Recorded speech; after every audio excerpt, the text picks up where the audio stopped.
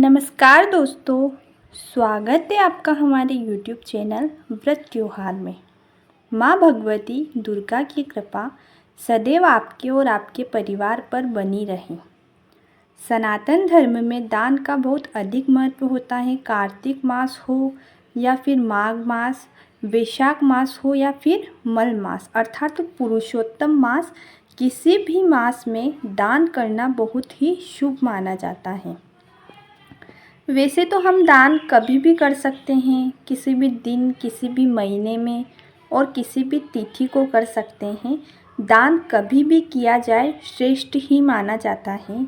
लेकिन अगर दान किसी विशेष तिथि, किसी विशेष महीने में किया जाए तो उसका फल आपको दुगना ही मिलेगा। इसलिए शास्त्रों में किसी भी विशेष तिथि को या किसी विशेष महीने में दान करने की कहा गया है। अब जैसे कि अभी अधिक मास चल रहा है, जिसे पुरुषोत्तम मास भी कहा जाता है।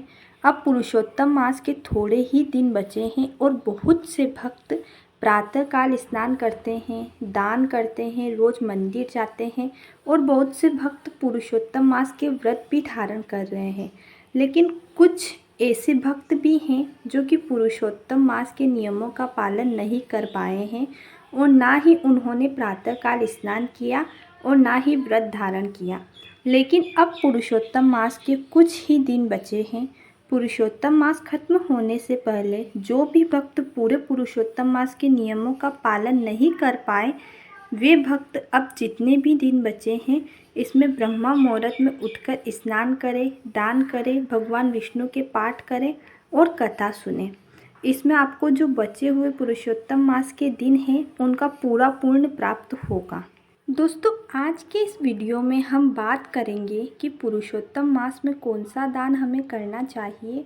मतलब कौन सी ऐसी 5 वस्तुएं हैं जिनका दान हमें पुरुषोत्तम मास में अवश्य ही करना चाहिए, ताकि हमें पूरे पुरुषोत्तम मास का फल प्राप्त हो जाए।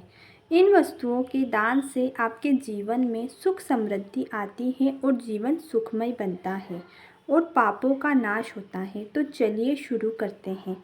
इससे पहले अगर आप हमारे चैनल पर नए हैं और वीडियो को पहली बार देख रहे हैं तो वीडियो को लाइक करें और चैनल को सब्सक्राइब ज़रूर करें, ताकि ऐसी ही व्रत त्योहार की जानकारी आप तक पहुंच सके। पद्म पुराण और पुरुषोत्तम मास के महात्म्य में दान का विशेष महत्व बताया गया है। उसमें बताया गया है कि इस मास में भले आप छोटी सी वस्तु ही दान करें, लेकिन पूरी श्रद्धा से करें। अगर दान बिना किसी को बताए और बिना किसी स्वार्थ के किया जाए तो उसका फल आपको अवश्य ही प्राप्त होगा। पुरुषोत्तम मास में दान करने वाली सबसे पहली वस्तु है मालपुआ। अधिक मास पुरुषोत्तम मास में 33 मालपुओं का दान करना विशेष पुण्यदायी माना जाता है। लेकिन अगर आपका इतना सामर्थ्य नहीं है तो आप 1 या 2 मालपुए बनाकर भी किसी ज़रूरतमंद या गरीब या फिर किसी ब्राह्मण को मालपुआ का दान कर सकते हैं। शास्त्रों में बताया गया है कि मालपुआ का दान पूरे ब्रह्मांड को भोजन कराने के बराबर फल देता है। अगर आपने सच्चे मन से दान करा तो मानो आप पूरे ब्रह्मांड को भोजन करा रहे हो। ध्यान रखें, मालपुआ शुद्ध घी और गुड़ से तैयार होने चाहिए। लेकिन बहुत से व्यक्ति ये प्रश्न अपने मन में सोचेंगे कि अगर घी का सामर्थ्य उनका नहीं है तो क्या करें। तो इसमें कोई परेशानी नहीं है। अगर आप घी में मालपुआ नहीं बना सकते तो जो भी ऑयल आप अपने घर में खाने में इस्तेमाल करते हैं, आप उससे ही मालपुआ बना दें, क्योंकि भगवान तो भक्ति देखते हैं। बस सच्चे मन से किया, बस सच्चे मन से बिना किसी छल कपट के दान करना, आपकी मनोकामना जरूर पूरी होगी। और मालपुआ किसी ऐसे व्यक्ति को दान करना जो कि बिल्कुल पवित्र हो, कुछ मांस मदिरा का सेवन ना करता हो, और आप ब्राह्मण को भी दान कर सकते हैं। मालपुआ का दान कांसे के बर्तन, कांसे की थाली या कटोरी में रखकर करें। ऐसे ही दान नहीं किया जा सकता। आपको दान कांसे के बर्तन में, कांसे की प्लेट उस पर ढक के ही करना है। साथ में सामर्थ्य अनुसार दक्षिणा, फल या गेहूँ भी रख दीजिए। दान करने से पहले अपने हाथ में जल, पुष्प और कुछ सिक्के लेकर व्रत का संकल्प लें और मन में भगवान विष्णु का ध्यान करें। उसके बाद ही दान करें।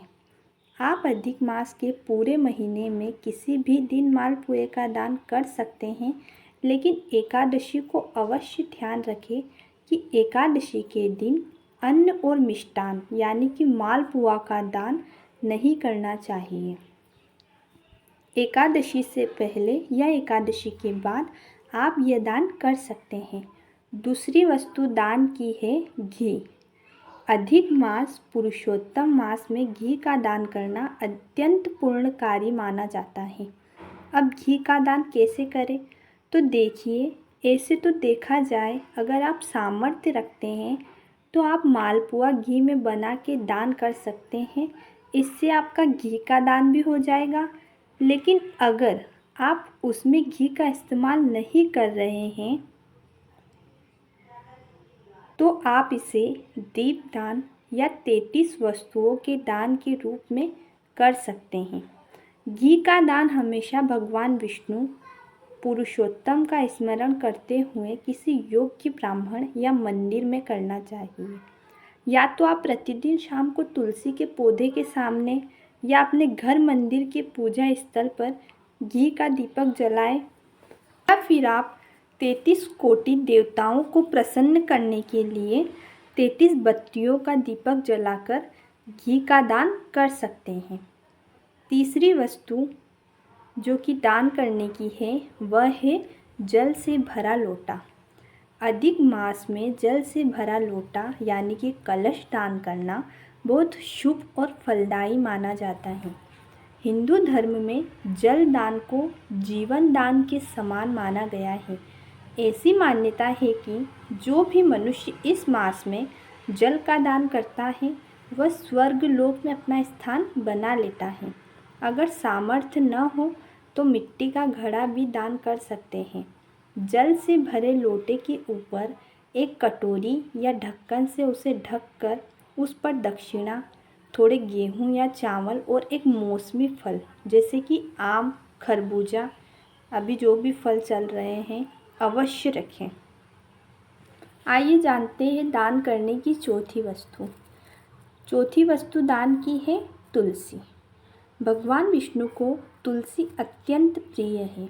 अगर हो सके तो तुलसी का पौधा किसी मंदिर में ही दान करें, क्योंकि वहाँ उस पौधे की पूजा की जाएगी। तुलसी का पौधा माता लक्ष्मी का स्वरूप माना जाता है और जो भी व्यक्ति सच्ची श्रद्धा से तुलसी का पौधा दान करते हैं उनकी मनोकामना भगवान विष्णु अवश्य पूरी करते हैं और इस पौधे के दान से घर में सकारात्मक ऊर्जा और सुख समृद्धि बनी रहती है। यह छोटे छोटे दान आपको पूरे पुरुषोत्तम मास का फल प्रदान करेंगे, क्योंकि सच्चे मन से अगर पुरुषोत्तम मास के आखिरी 5 दिन भी आपने इन 5 दानों को कर दिया तो आपको पूरे ब्रह्मांड को दान देने का फल प्राप्त होगा।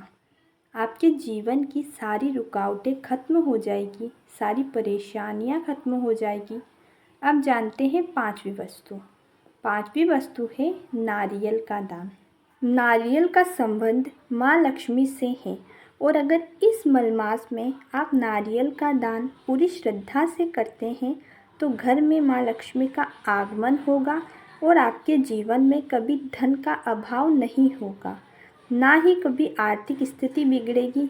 आशा करती हूँ आज की यह जानकारी आपको पसंद आएगी।